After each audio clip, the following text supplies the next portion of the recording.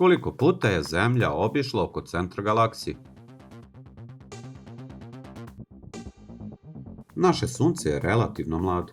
Nastalo je pre 5 milijardi godina, a udaljeno je od centra galaksije 26.000 svetlosnih godina. I nalazi se ovde.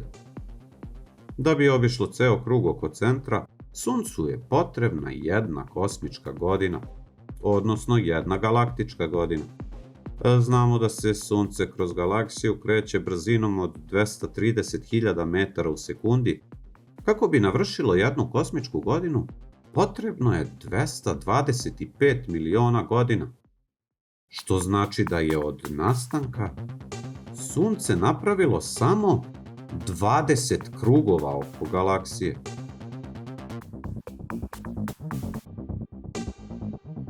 Zapratite kanal za još ovakvih informacija.